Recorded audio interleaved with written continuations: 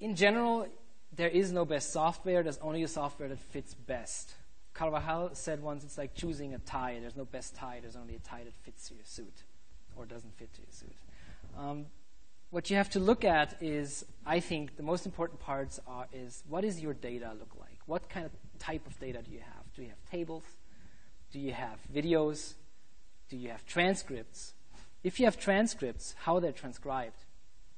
For example, if you do a conversation analysis style transcript that's very, very detailed, if you have co-occurring speech, import it in a software and see if maybe these lines are wiggling around. So if you have data that is maybe not in Latin letters, import your data, see how it looks like. If you have data that is from databases, from research databases, for example, make sure it looks good in the software, because you will have to look at this for hundreds of hours. It better look good. So that's a very, very important part. The next part is, how do you handle data? What's your method? What do you want to do with your data?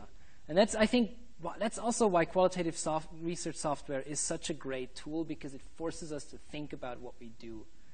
What am I going to do? How am I going to transform this data? When am I going to condense things? When am I going to expand things? What is the rhythm of that? How do I check back on that? Am I doing it linearly, iteratively? So it's a real great way of thinking about what you want to do. The last part is, of course, then display and export. How does the data look like when I print it out? Do I even want to do all the work in the software? Just because you use QDA software, it doesn't mean that you have to use it for everything. I like to print out things because I can read text better when it's in front of me. And I tend to skim when I see it on the screen. So this is really important to look at your preferences for that. And just in general, there's a couple of questions that you should ask, or that you could ask yourself. And I've got those in your handout, but I just want to repeat them. First of all, do you have enough time to choose a package? I really encourage you to go and shop around and not just use something that's there. And I also encourage you, if the software that you want to use is not supported by your institution and you can't get it through your institution, pay for it. I'm not getting paid by software companies, but it's a professional tool and you're doing professional work and it's worth it. If you really have a software that you want to use, you should go for it and not go for the second best, because you don't want to make yourself unhappy with a tool that you don't like. Actually, Lee and Fielding have noted that the biggest threat in terms of time loss when you use QDA software is when you stop using it, when you go back to square one or square two, because you're frustrated, because you can't stand the tool, because it doesn't do what you want to do. So think about if you have enough time to choose one and give yourself that time. Do you feel good working in front of the computer for many extra hours? That is a real concern. Does it make you happy to work in front of the computer? Do you want to add 10 hours a week to that?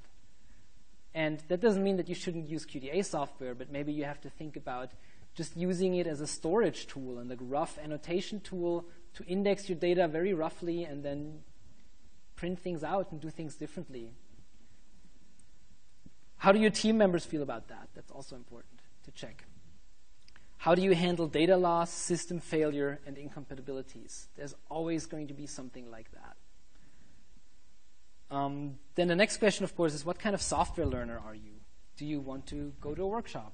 Do you like online sessions? Do you want to work with somebody with experience? Because it's also, of course, important, because if you have a good community for one software, it makes sense to be part of that community, because you'll get a lot of support and a lot of help.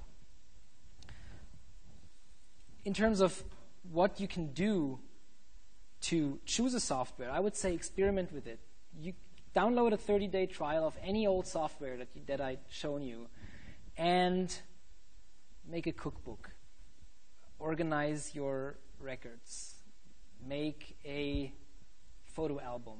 Write your next couple of blog entries in there. Do something that is not research so you can familiarize yourself with the tool without the baggage of I need to use this and what am I going to do and I have to choose now. Then Oh, whoa, that was loud. Focus then on your method and data and not on flashy software options. All these programs will tell you that it'll be awesome to use them and that research is so much better and people from these big universities are using this kind of software. They're all great. They're all great. But give yourself the time to really think about what you need and what you don't need. And one way of doing that is looking at a very primitive software, for example. So primitive, I don't mean that in a derogatory sense, but in a very simple freeware software. For example, OpenCode, which has been developed in Umeå in Sweden, or Weft QDA, that's been in development. I think they don't develop it anymore. It's been just a small software project. These softwares are easy, simple coding and annotation devices.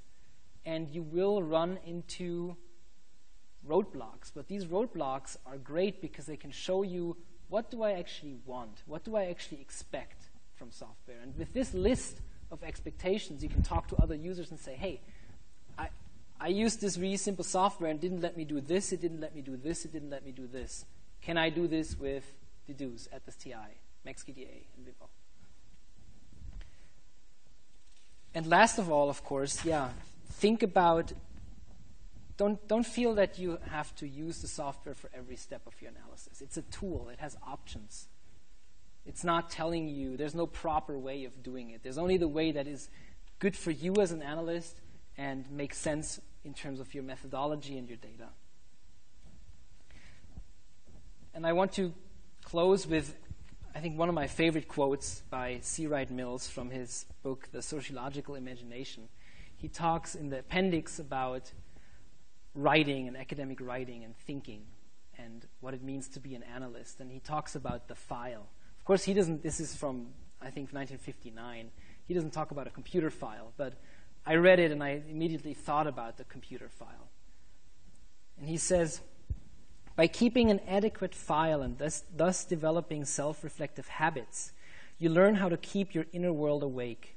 Whenever you feel strongly about events or ideas, you must try not to let them pass from your mind, but instead to formulate them for your files, and in doing so, draw out their implications. Show yourself either how foolish these ideas are, or how they might be articulated into productive shape. The file also helps you build up the habit of writing. You cannot keep your hand in if you do not write something at least every week. In developing the file, you can experiment as a writer and thus, as they say, develop your powers of expression. To maintain a file is to engage into the controlled experience. And I believe that QDA software can provide an environment for such a controlled experience because it's not a coding mule.